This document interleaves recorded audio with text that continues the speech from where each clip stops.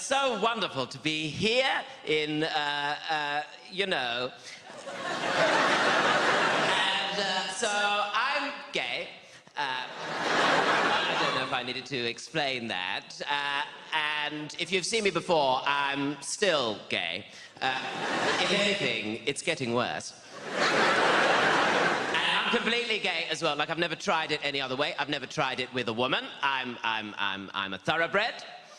And, I mean, really, I wouldn't know a vagina if it hit me in the face. I mean, how they do that? Have they got hands? I've never seen one. Though I have been twatted. One of the most exciting things that happened to me when I was about 8 years old, I'm 33 now. I know, Nivea.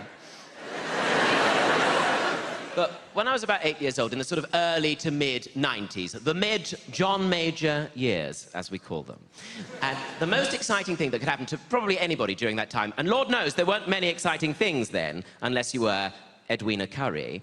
But the most exciting thing that could happen to you during that time would be that your local authority would open up a leisure centre. And these leisure centres were not ordinary sports centres, no, no. What they had inside them were subtropical paradises. And these subtropical paradises were basically swimming pools that were designed to look like the sea if the sea had been tiled?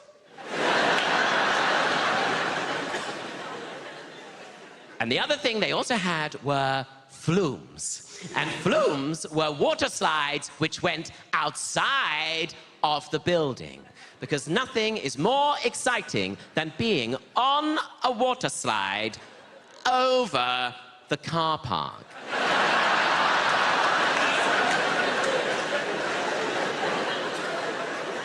And they were wonderful places to go to, and we knew they were subtropical paradises because they'd have one palm tree made of plastic, and it had huge windows which overlooked the dual carriageway. But the best thing that could happen to you while you were in the subtropical paradise would be that they would start up the wave machine. And the wave machine would be heralded with a siren, and the siren sounded a bit like this. Ah! And when you heard that siren, it didn't matter where you were, everybody would come flocking to the water. They'd come wading into the water, wading into the water, wading into the water, like they'd come to hear the good news. They'd come to be baptized. Everybody would come into the water. You'd see everybody you knew. You'd see people you knew. Like, you'd see, like, your mum's friend Joyce. She'd be there. In a bikini, basically just in her underwear. I'd see you like that, Joyce. And everybody come wading. You come wading in up to your ankles, up to your knees, up to your hips, wherever you felt most comfortable. And then, when the wave machine really got going, the best thing that it would make you do is that it would make you go like this.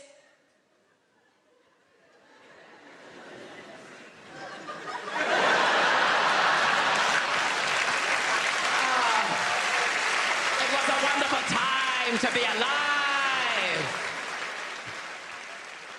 But then the wave machine would stop very abruptly, and that's probably when you decide to go on the flumes. And so to get on the flumes, you'd have to queue on the stairs at the side. You'd have to stand on the staircase in your trunks, basically in your underwear, on a staircase, getting cold. It's a very unusual feeling, I think, standing on a staircase in your underwear, getting cold, unless maybe you have a lot of affairs. And you'd have to stand on the staircase. You'd have to queue for ages. There'd probably be 2 flumes, but one of them would be closed because last week somebody died. And you have to queue, and the flumes would be managed by a 16-year-old who had a whistle and no qualifications at all. And he was using some sort of red and green lighting system, which we couldn't possibly understand. Couldn't understand it. And eventually, when it was your turn, you'd have to wait and wait. And when it was your turn, when it was your special moment on the flumes, you'd have to get in position at the top. You'd have to hold onto the handles at the side. Otherwise, you'd just be sucked off into oblivion. And when it was your turn, your special moment on the flumes, the 16-year-old, he would turn to you and he would say, "You can go now if you want." And you launch yourself off. And where the flumes had been manufactured rather cheaply during the mid-John Major years, they were made of panels of fiberglass which had been bolted together.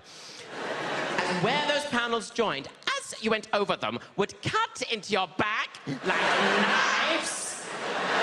But because you've been queuing for so long, you were desperate to have a good time, so you'd be on the flumes going, ow, ow, ow, ow, ow. Oh, it's gone light. We must be over the car park. And there'd probably be a trickle of water going through that was designed to lubricate your passage. And because of the cheap and shoddy manufacture, sometimes that trickle of water would have just trickled away. And suddenly you would find yourself in a dry bit. And because you were 8 years old and you had no momentum at all, you'd just stop. You just stop, and there'd be no way of getting out of it. You try and scoot yourself forward. There's nothing you could do. You think, oh my God, am I dead? Am I dead? Is this what it is to be dead? Is that what the light is? Oh no, it's just the car park. Oh God, how am I going to get out of this? You think, oh, thank God for the 16-year-old upstairs. He knows I'm here. He'll send for me. He'll send for me. It's all going to be fine. He'll send for me. And at that moment, you'd look over your head, and that's when you'd see the shadow of somebody else on the flumes.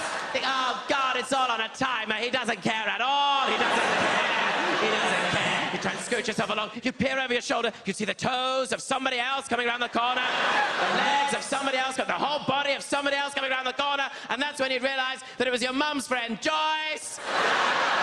Coming around the corner, legs akimbo. She'd smash into the back of you. Suddenly you'd both be hurtling along together like you're in Indiana Jones in the Temple of Doom. You nestled in the bosom of her thighs, going so fast from side to side to side to side, both of you screaming for different reasons. So